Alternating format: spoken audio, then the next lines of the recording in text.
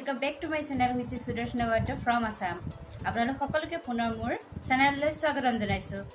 আজি আপোনালোকৰ আগলৈ লৈ আহিছো মিচিং প্লাস টস কম্বিনেশনত বনোৱা এটো টস মুগাৰ কাপোৰ। মই আগতেও দিছো ভিডিও এনেকুৱা ডিজাইনত বহুতে ৰিকুৱেষ্ট কৰিছিলে বেলেগ এটা কালাৰ বনাব লাগে, সো মই এবাৰ গ্ৰীনত বনাইছো। আপোনালোকক দেখাব বিচাৰিছো এই কাপোৰযোৰ সব ইমান সুন্দৰ গ্ৰীন কালাৰত ব্ল্যাক হোৱাইট ব্লু ৰেড প্ৰতিটো কালাৰে ইয়েলো প্ৰতিটো কালাৰে ফুল আছে, সৰু সৰু বুটা ফুল আছে। এইটো মাছ ভাগত পৰিব, চাদৰখনৰ মাছ ভাগত পৰিব। ঠিক এইদৰে বৰ্ডাৰটো ৰেড আৰু গ্ৰীনত কৰা হৈছে আৰু লগতে সৰু সৰু বুটাও কৰা হৈছে।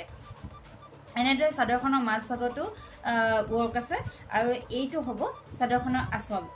এইটো চক চাদৰখনৰ আঁচলটো সুন্দৰ কম্বিনেশ্যন, গোটেইকেইটা কালাৰৰ সুন্দৰ কম্বিনেশ্যন। আপোনালোকক অপশ্যন ৰখা হৈছে, আপোনালোকে যদি ইয়াত দহি বাতি লয় দহি বাতিও ল'ব পাৰিব। কাপোৰযোৰ একচুৱেলি দহি বাতিলে বেছি গৰ্জিয়াছ লাগে। ইয়াৰ লগত থাকিব মেখেলা ব্লাউজ। মেখেলাখন হ'ব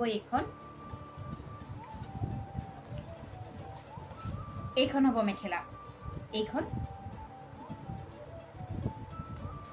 খুব ধুনীয়া এযোৰ কাপোৰ, আপোনালোকে পূজা উপলক্ষে কাপোৰযোৰ পৰিধান কৰিব পাৰে। চাওক এই ডিজাইনটো খুব ধুনীয়াকৈ স্পষ্টকৈ ফুটি উঠিছে। আমাৰ এটা বেষ্ট কালেকশ্যন বুলি ক'লেও ভুল নহয়। ইয়াৰ লগত থাকিব ব্লাউজ পিচ, এইটো গ্ৰীণ ব্লাউজ পিচ। আজিকালি সাধাৰণতে কাপোৰবিলাকত কণ্ট্ৰাষ্টতে ব্লাউজ পিচটো পৰিধান কৰা হয়। যি কালাৰৰ ফুল থাকে সেই কালাৰতে বা সেইটো মেটেৰিয়েলতে সাধাৰণতে কণ্ট্ৰাষ্টত কাপোৰবিলাক পৰিধান কৰা হয়। আপোনালোকে এই কাপোৰযোৰত ইচ্ছা কৰিলে আপোনালোকে টচ মুগাৰো ব্লাউজ পৰিধান কৰিব পাৰে। এই কাপোৰযোৰ প্ৰাইচ মই এসপ্তাহৰ কাৰণে এই ডিছকাউণ্ট দিয়া হৈছে, চ' এই কাপোৰযোৰৰ প্ৰাইচ হ'ব 6000। আপোনালোকে যদি বুকিং কৰিব বিচাৰে তেনেহ'লে মোৰ স্ক্ৰীনত দিয়া নম্বৰত আপোনালোকে কণ্টেক্ট কৰিব পাৰিব বা হোৱাটছএপ কৰিব পাৰিব।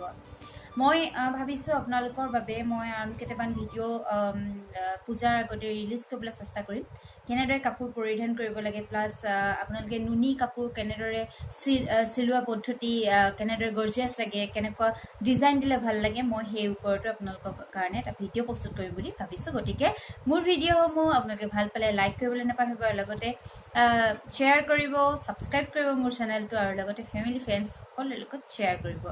আজিলৈ আহিছোঁ, ধন্যবাদ।